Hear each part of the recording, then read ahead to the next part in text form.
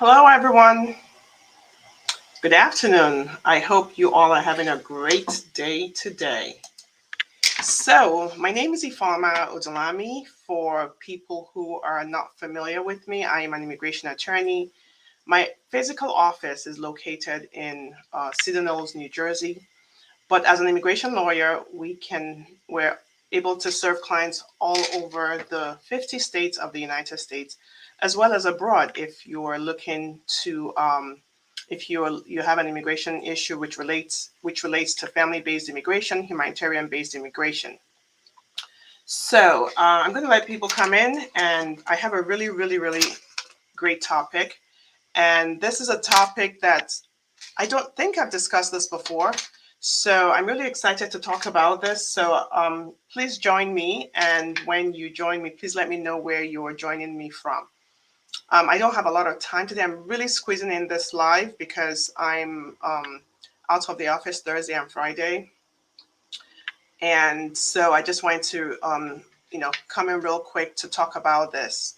We had a case that was approved based on this uh, this law, right? And that's why I want to talk about, because a lot of people do not know this law. And so, yes, join me. Thank you guys for joining me. So much fun to speak with you guys.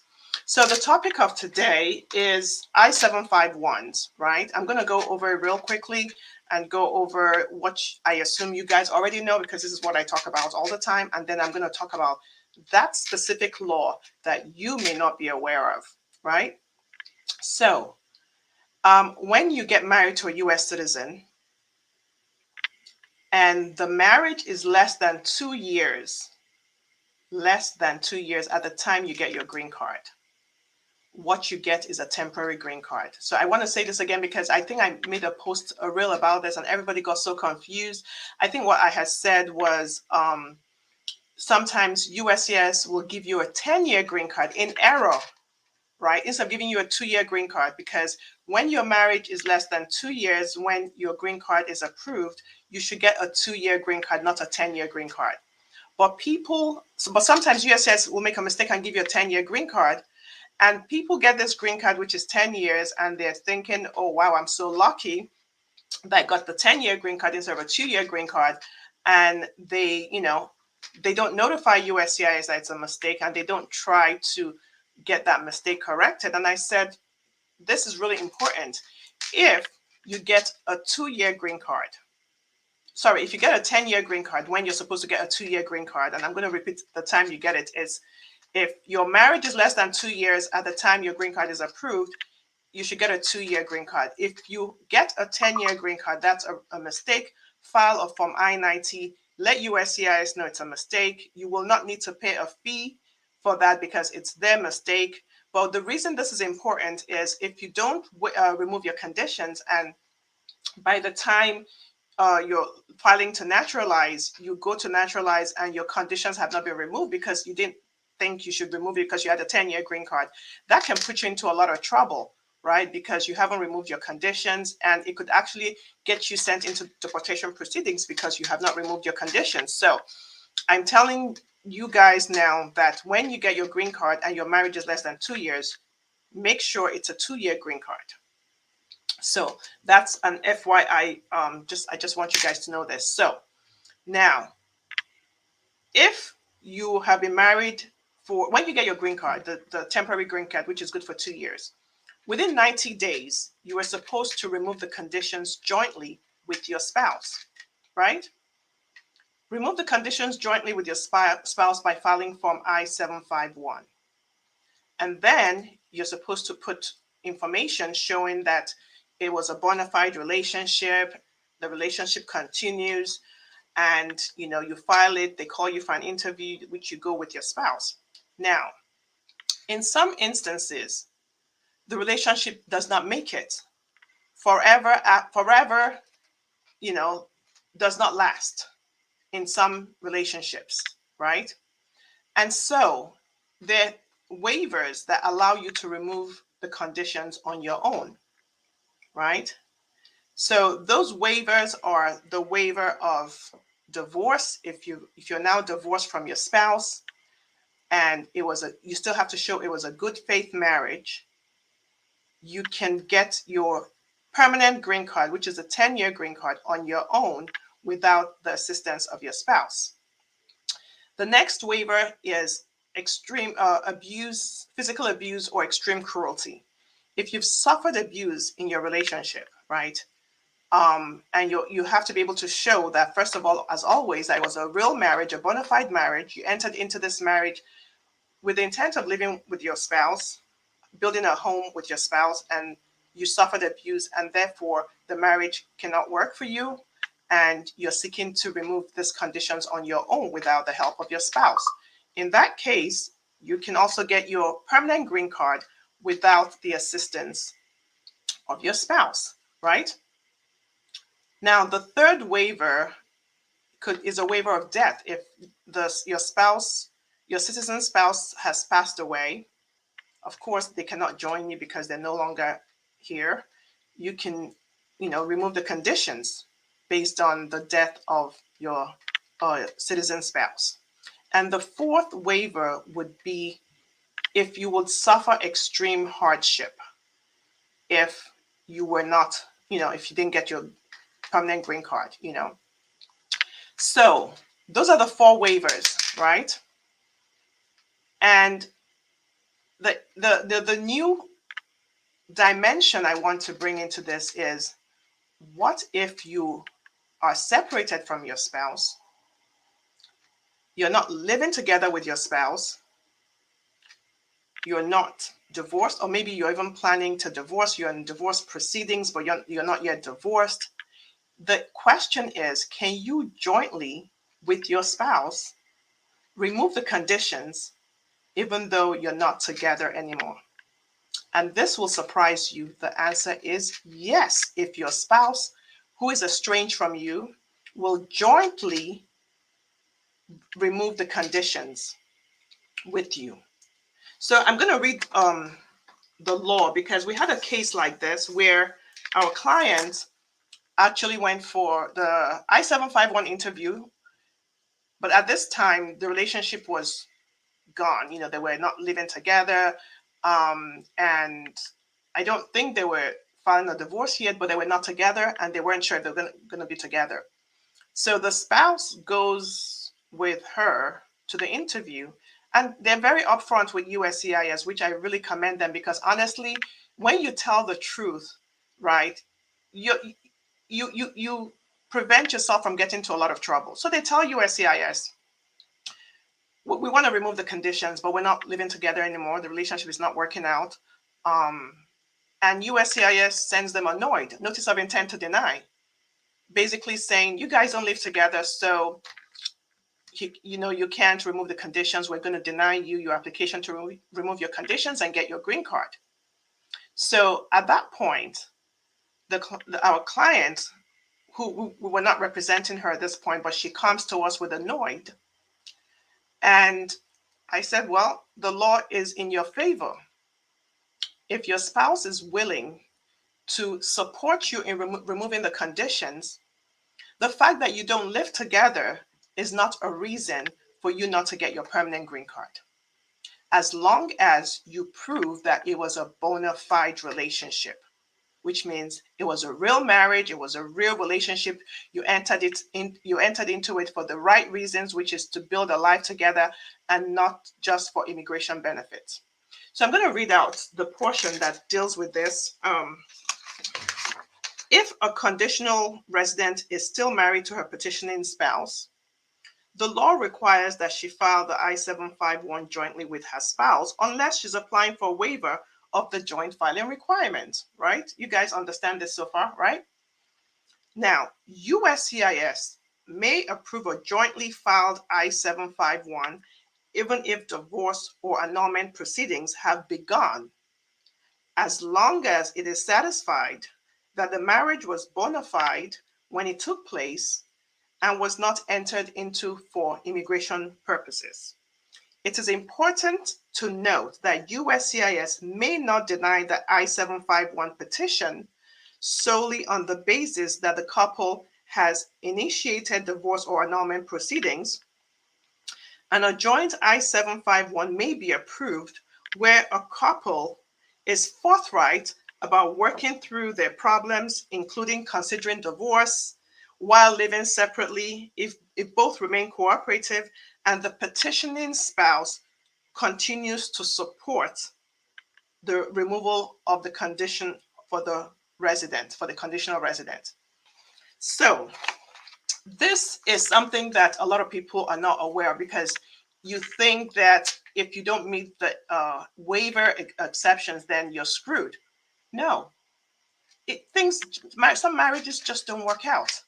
So in our client's case, it just didn't work out. And they were forthright. They told USCIS, yeah, we're not together anymore. We're separated. We can't live together with each other. But it was a real marriage and we can prove it. And USCIS sent them annoyed. And we pushed back when we got that annoyed. And we got the law, sent it to USCIS. This is the law. You must approve this petition because you can see clearly that this is a bona fide relationship, right? It's just that it's not working anymore for them. And the petitioning spouse is supportive of the conditional resident. So this is really important for you guys to know, because I know a lot of people who feel that, they can't get their permanent green card if they don't meet the waivers. Well, the thing for you to know now is if your petitioning spouse will support your removal of the conditions, you can still file jointly. You can. But you need to let USCIS know the truth about the relationship. It's not working together. It's not working anymore. We're separated. We're actually even considering divorce. We've actually even filed a divorce, and let them know. And then they will make a decision analyzing your marriage to make sure it was entered into for the right reasons. So I'm going to take a couple of questions, guys, because sorry, this is a really short live. And Green Mark says, I'm in that situation right now. USCIS sent me an intent to deny that, but demanded for more evidence to prove that the marriage was bona fide. So Green Mark 2 range, if you're in this situation, we can definitely assist you. We just helped our client. She got her 10-year green card. Now she's applying for naturalization because she's had her green card for over 5 years while they were going back and forth with all of this removal of conditions. So call us at 973-993-1900. We would love to assist you. So I'm going to see if I can answer a couple of questions, and then I got to go. I'm so sorry this is short, but yeah. Let's see. I'm looking for questions. I don't see any questions on Facebook or Instagram. So official Lola Tokumbo says, do I qualify for VAWA if I have not submitted my application? But I'm married for 3 years and it is an abusive marriage. So official Lola, that's a really great question. If you're married, you're still married to the person, so you're not time barred, but remember that filing VAWA requires you to prove that it was a bona fide marriage, right? Then you have to prove that you lived with your abuser at some point. Then you have to prove the abuse, and then you have to prove that you're a person of good moral character. So all of that have to be proven for you to be successful in a VAWA application. If you want us to assist you, call my office, 973-993-1900. We do a lot of VAWA cases, and we've been successful in our VAWA cases. So please call us so that we can assist you. So I'm trying to see other questions. Mate Shino Wolesi says, good evening. I'd like to know if I can reapply because I've been denied 4 times for USA visiting visa. So Mate Shino, I assume you've been applying for B1, B2, and you've been denied. So this is the thing. A B1, B2, a tourist visa is a privilege. It's not a right. So the officer that you appear before has to be convinced that you have ties to your country, and they have to be convinced that when you come to the United States that you're going to go back. So if they're not convinced of that, they can deny you your B1, B2 petition, and there's no appeal. If you have committed some kind of misrepresentation in the past, they could also deny you your B1, B2. And, you know, there's something called a rancor waiver, where if you've committed some kind of, it's a waiver for some prior misrepresentation, that could help. But if it's a denial based on the fact that you haven't proven that you're not going to stay in the United States, and that one cannot be appealed, they can deny you. So yeah, B1, B2s are hard to get, for real. So, but you should focus really on proving ties to your country, proving that you're going to come to the United States and you're going to go back, and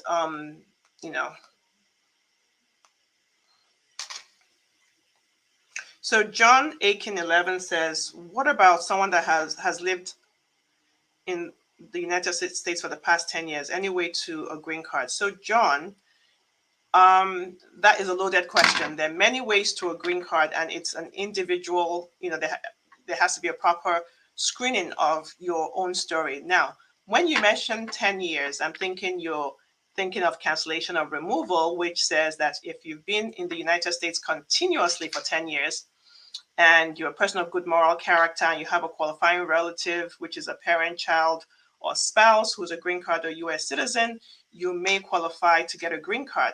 But this instance requires you to be in deportation proceedings. That's why it's called cancellation of removal.